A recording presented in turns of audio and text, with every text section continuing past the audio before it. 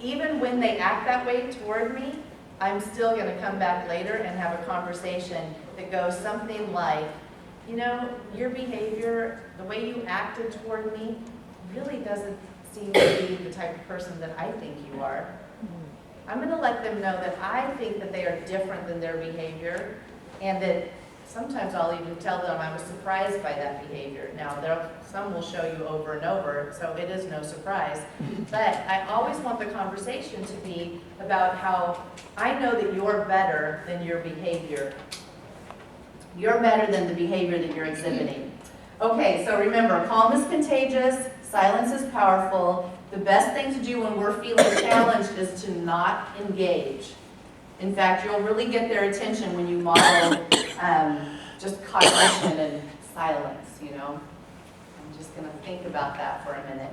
Or if you're good at it, you can, you know, kind of let that go to the side if they're just trying to verbally disrupt things, and you keep interacting with the rest of the class. What happens eventually when you set the expectations and you get a month into school, because you've started at the beginning, then the students start to realize that they're actually getting more attention from you if they're engaging in the lesson and the activities and in class.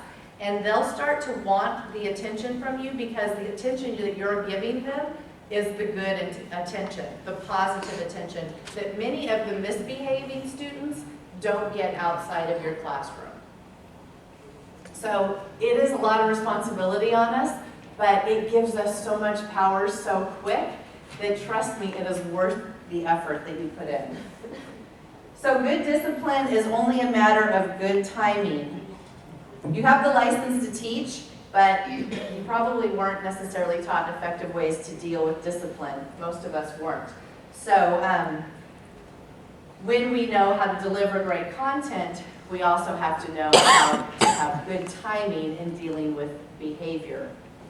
And then thinking too about discipline. You know, so many times we're taught a lot of different ways to have classroom management, right? And we write the names on the board, or we have 3 checks, or we've got marbles in a jar, and there's so many, and some work some years, and they don't work other years, and it all depends on the class makeup. But gosh, even if I have 3 checks on a board, you know, if I have only 18 students, which in the school I was in, we have 42 per class, but 18 students and 3 checks, what is that, like 56 times to mess up, right? So it's just this constant, you've got another chance, you've got another chance, you've got another chance, and that's why we feel like, oh, I'm worn out at the end of the day. So I don't really like to use those types of things because I don't want them to think about all the chances they have. I want them to come in and know what the expectations are. Okay, so no more repeated requests and continual warning them. Remember that there are no bad kids, just bad behaviors, and discipline the behavior, not the student. So in building the relationship, I want you to think of these 2 things: contingent response or contingent regard, and non-contingent. What does contingent mean? What is that probably based in? If I have contingent regard for my students or making contingent responses. Based upon what they've actually done before class. Yes. It's that Cuban doing, right? Great job on your homework.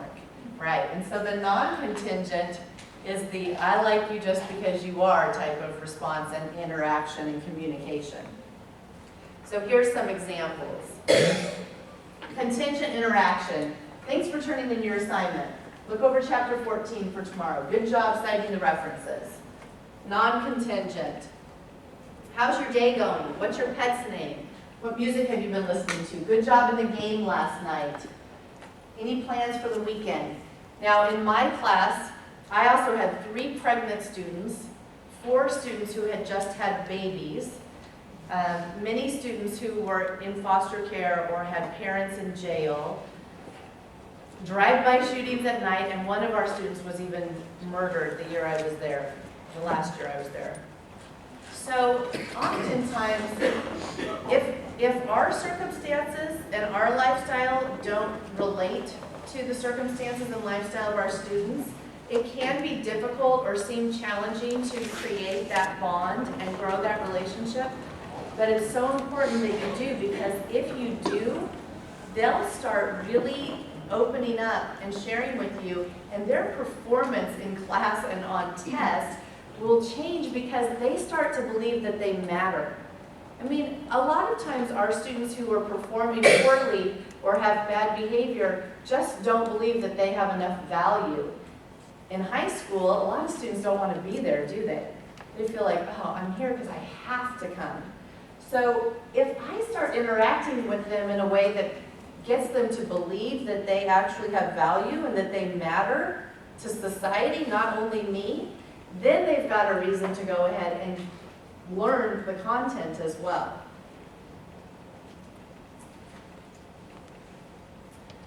So, research shows us that unconditional positive regard, treating people as human beings, will actually incite that response back.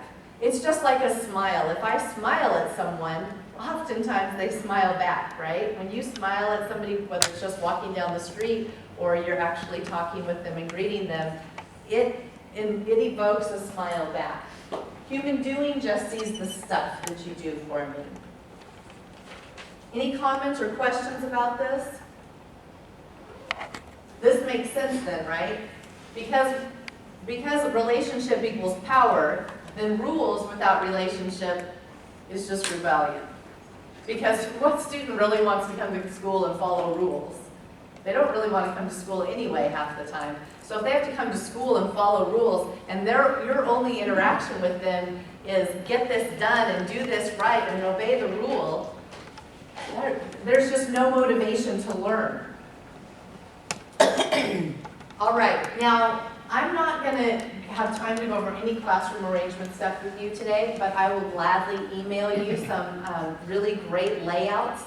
I've got a few pages of suggestions that work really well, help you to be able to move around the classroom and interact better. This setting is terrible, so you would never want this type of a classroom setup, especially since you've probably been taught that, about 10 minutes of information, is good, and then get them working on something, working in partners or in groups. Oh, sorry, I don't know what that is. Okay, and so if you want information though on classroom setup, I can give that to you. Teach expectations and good behavior will happen. So when we do this, I'm going to show you some that are from a book that you can buy, but you can create these yourself as well. And like I said, I don't have any books here today. But basically, if you teach the expectation, then you determine at the beginning of the year, and if you're working with a school who's willing to work with you, then more power to you. Otherwise, you can do this just for your classroom as well. So you're going to teach what the expectations are. Just posting rules in the classroom is not enough. You have to teach students how to behave. So you do want their input.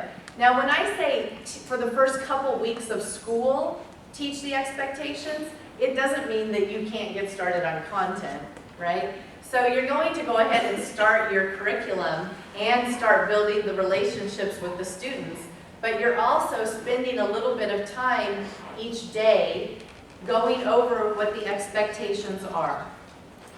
Okay? You have gotten input from the students. A lot of you probably do that already, where you have them decide what the classroom is. But how many of you think that your students actually know what it means when we say be respectful? I don't think they do. Sometimes I don't even know what your expectation of me is if you ask me to be respectful to you, right? So respectful comes with a whole lot of expectation. And that's why we have to teach our expectations of what those things are. So when we've got, great, be respectful to each other and be responsible and those types of things, what are some of the things that you guys use in your school? Dress appropriately. Dress appropriately. What else? Be ladies and gentlemen. Be a lady and a gentleman. treat others the way you want to be treated. Okay, and boy, I